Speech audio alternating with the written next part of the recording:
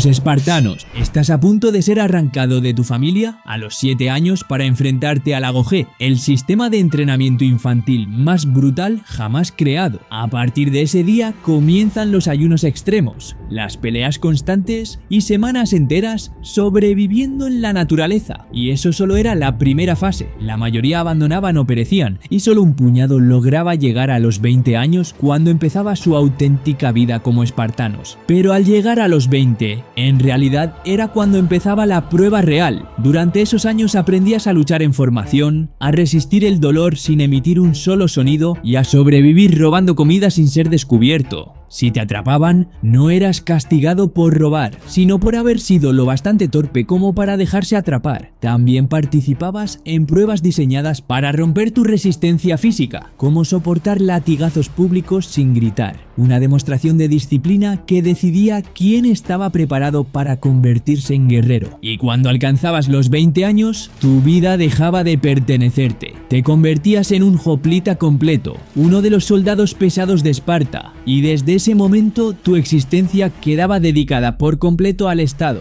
Incluso participaban en rituales mucho más oscuros de lo que solemos imaginar, ceremonias donde los jóvenes eran enviados en secreto a cazar y asesinar esclavos durante la noche para demostrar que podían matar sin dudar, o pruebas públicas donde debían soportar azotes brutales ante toda la ciudad sin emitir un solo grito, aunque acabasen llenos de sangre. Vivían en barracones militares hasta los 30 años, entrenando todos los días, mientras sus esposas administraban las propiedades familiares. Su única función en la vida era prepararse para la guerra, y durante casi 200 años ese sistema funcionó. La prueba más famosa llegó en el 480 a.C., en la batalla de las Termópilas. Allí, 300 espartanos, junto a unos 700 aliados griegos, bloquearon un paso montañoso frente a un ejército persa de aproximadamente 150.000 hombres. Durante 3 días resistieron ataques continuos, y cuando terminó la batalla, cerca de 20.000 persas habían muerto. Eso significa una proporción de bajas cercana a 1 contra 95, algo que estadísticamente casi no existe en la guerra antigua. La razón estaba en su arma secreta, la falange espartana, escudos superpuestos formando un muro sólido, lanzas de 2,5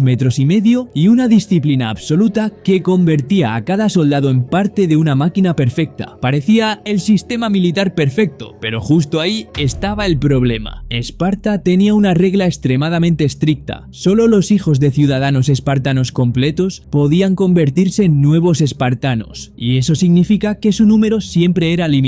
Y cuando llegó la batalla de Leuctra en 371 a.C., ese punto débil quedó expuesto. En una sola derrota perdieron 400 de sus mejores guerreros. Puede parecer poco, pero para Esparta fue devastador, porque esos hombres no podían reemplazarse fácilmente. En apenas un siglo, la población de ciudadanos soldados cayó de unos 8.000 a menos de 1.000. Los inmortales persas fueron una unidad que nunca bajaba de 10.000 soldados, sin importar a cuántos derrotasen. De ahí su nombre. Esto era el núcleo de su estrategia. Y durante mucho tiempo, esa estrategia resolvió uno de los mayores problemas de cualquier imperio: cómo mantener un ejército permanente en campañas interminables. Los inmortales eran la guardia de élite del imperio aqueménida, reclutados en todas las provincias del imperio según su mérito militar. Iban equipados con armadura de escamas, escudos de mimbre cubiertos de cuero, lanzas cortas y arcos compuestos. Pero lo que realmente los hacía temidos era su presencia constante. Donde aparecía el ejército persa, ellos marchaban al frente, desde India hasta Grecia y desde Egipto hasta Asia Central. Conquistaron el mayor imperio que el mundo antiguo había visto. Su método era simple: había siempre reservas preparadas, y cuando uno de los 10.000 soldados moría, automáticamente era reemplazado ese mismo día. Y no marchaban como un ejército común, marchaban con sirvientes, caravanas de lujo e incluso harenes personales. Una demostración de riqueza y poder diseñada para intimidar antes de que empezara la batalla. Pero justo cuando parecía que Persia había creado la fuerza militar perfecta, apareció un problema que nadie había previsto. Su equipo no estaba diseñado para la guerra más brutal de la antigüedad,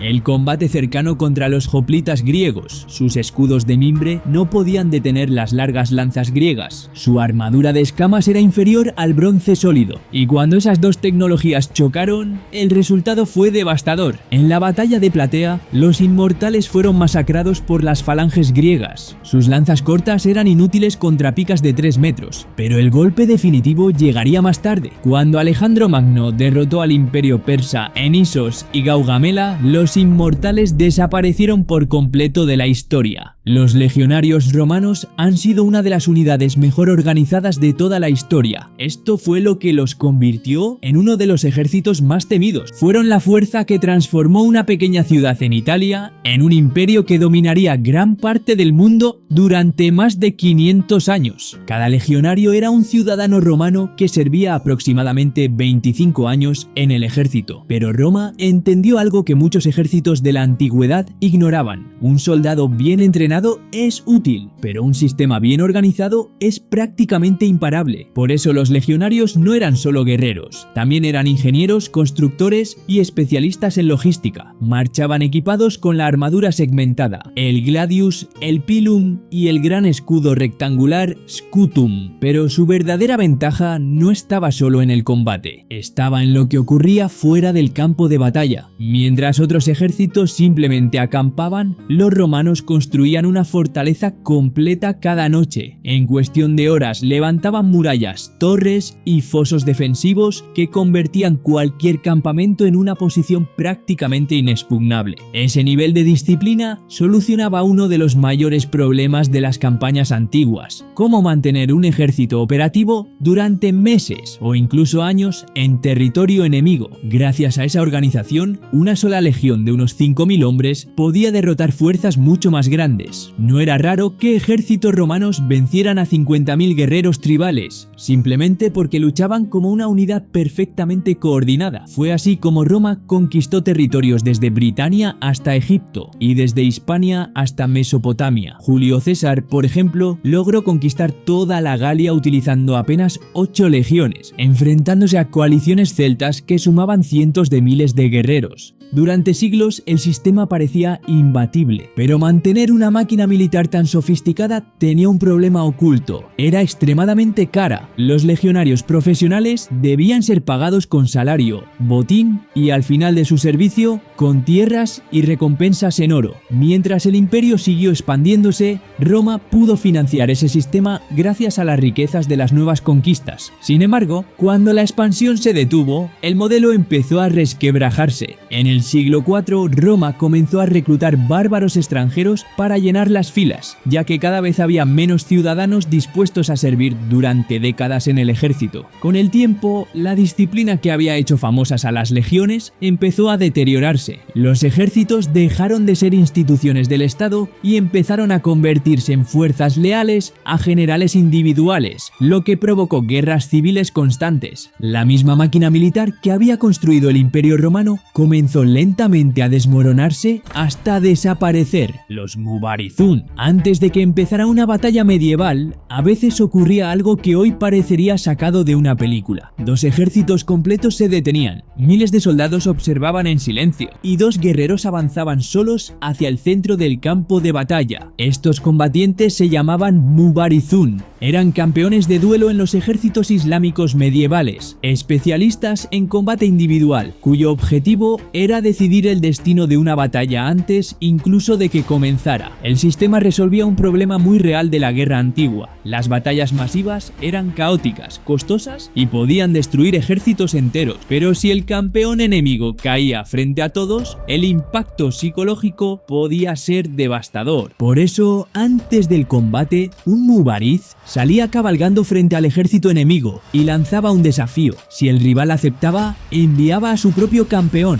Miles de soldados observaban el duelo. El resultado podía decidir la moral de ambos bandos. Estos guerreros iban equipados con espada, lanza, armadura completa y caballos árabes extremadamente rápidos. Muchos eran considerados auténticas leyendas vivientes. En la batalla de Yarmouk, por ejemplo, el general bizantino envió a su mejor campeón para intimidar al ejército musulmán. El duelo terminó en segundos cuando Khalid ibn al-Walid lo derrotó frente a todos. Momentos así podían quebrar la moral de un ejército entero antes de que empezara la batalla real. Durante siglos, esta tradición funcionó porque ambos bandos compartían un mismo código de honor, pero ese sistema dependía de algo extremadamente frágil: que ambos ejércitos respetaran las reglas, y en la guerra las reglas rara vez sobreviven mucho tiempo. Durante las cruzadas, muchos comandantes europeos comenzaron a ignorar esos duelos o a sabotearlos directamente. En la batalla de Arsuf, por ejemplo, los arqueros cruzados recibieron órdenes claras: disparar a los campeones enemigos, rompiendo completamente la tradición. Más tarde, las tácticas mongolas y la llegada de armas de pólvora terminaron de destruir el sistema. Un campeón individual ya no podía cambiar el curso de una batalla dominada por proyectiles y formaciones masivas. El mundo había cambiado y la guerra ya no era un asunto personal entre guerreros. Con esto, los Mubarizun desaparecieron para siempre. Ahora imagina una criatura de 5 toneladas avanzando directamente hacia ti. Durante siglos, los elefantes de guerra fueron el equivalente antiguo a un tanque. Originarios de la India, estos animales podían medir más de 3 metros de altura y transportar torres con varios arqueros en la espalda. Sus colmillos se equipaban con cuchillas de bronce y sus cuerpos a veces estaban cubiertos con armaduras de cuero endurecido o metal. El impacto psicológico era enorme. Muchos soldados jamás habían visto un animal así. Cuando aparecían en el campo de batalla, el caos era inmediato. Los caballos entraban en pánico, las formaciones se rompían y los soldados huían antes incluso de que comenzara el combate. Civilizaciones como los indios, persas, griegos y cartagineses utilizaron elefantes como armas de choque, diseñadas para destruir formaciones enemigas. En la batalla del río Hidaspes, el rey Poros desplegó unos 200 elefantes contra el ejército de Alejandro Magno. Las enormes bestias causaron miles de bajas macedonias y convirtieron la batalla en un caos absoluto. Durante mucho tiempo, los elefantes resolvieron uno de los mayores problemas de la guerra antigua, como romper formaciones compactas de infantería. Pero esa solución tenía un problema que los generales tardaron en entender. Los elefantes eran poderosos pero impredecibles. Si se asustaban o resultaban heridos, podían entrar en pánico y girarse contra sus propios soldados. Y cuando eso ocurría, el desastre era inmediato. Los romanos aprendieron rápidamente a explotar esta debilidad. Utilizaban jabalinas, fuego y tácticas diseñadas para asustar a los animales, provocando que los elefantes se descontrolaran y aplastaran a las mismas tropas que debían proteger. Poco a poco, los ejércitos aprendieron a contrarrestarlos, y cuando la tecnología militar evolucionó con armas más precisas y proyectiles más potentes, los elefantes dejaron de ser una ventaja. Los caballeros templarios. En la Edad Media existió una organización que combinaba dos cosas que rara vez van juntas: monjes y guerreros de élite. Los caballeros templarios nacieron en 1119 con un objetivo aparentemente simple: proteger a los peregrinos cristianos que viajaban a Tierra Santa. Pero lo que empezó como un pequeño grupo de caballeros pronto se convirtió en algo mucho más grande.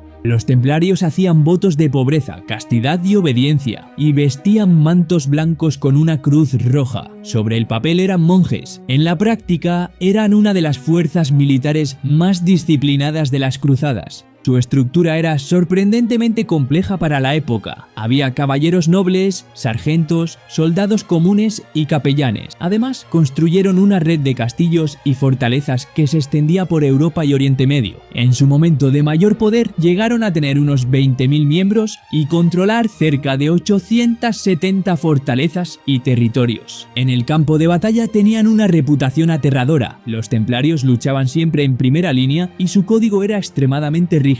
No podían retirarse ni rendirse sin órdenes directas. Cuando cargaban en combate, lo hacían sabiendo que, si caían prisioneros, el rescate estaba prohibido. La única opción era luchar hasta la muerte. En la batalla de Montgisard en 1177, por ejemplo, apenas 500 templarios y unos 3000 cruzados lograron derrotar a un ejército de 26.000 soldados de Saladino. Parecía que habían creado una fuerza militar prácticamente imparable, pero el verdadero poder templario no estaba solo en la guerra, estaba en el dinero. Los templarios inventaron uno de los primeros sistemas bancarios de Europa. Un peregrino podía depositar dinero en París, recibir una carta de crédito y retirarlo meses después en Jerusalén. Era una solución brillante para un problema enorme de la época. Viajar con grandes cantidades de oro era extremadamente peligroso. Gracias a ese sistema, los templarios se convirtieron en los banqueros más poderosos de Europa. Y justo ahí empezó su problema, porque su riqueza superó incluso a la de muchos reyes. Uno de ellos era Felipe IV de Francia. El rey debía enormes cantidades de dinero a los templarios y en lugar de pagar, decidió eliminar el problema. El 13 de octubre de 1307 ordenó la detención simultánea de todos los templarios en Francia. Fueron acusados de herejía, idolatría y crímenes religiosos. Muchos fueron torturados hasta confesar delitos que probablemente nunca cometieron. Su gran maestre, Jacques de Molay, fue quemado en la hoguera en 1314, hasta que finalmente el Papa disolvió oficialmente la orden, los samuráis. Durante casi 700 años, Japón estuvo dominado por una clase guerrera que vivía bajo un código tan extremo que preferían morir antes que perder el honor. Estos guerreros eran los samuráis. Desde niños eran entrenados en espada, arco, lanza y combate cuerpo a cuerpo. Vestían armaduras llamadas yoroi, compuestas por placas metálicas unidas con cordones de seda que permitían movilidad sin sacrificar protección.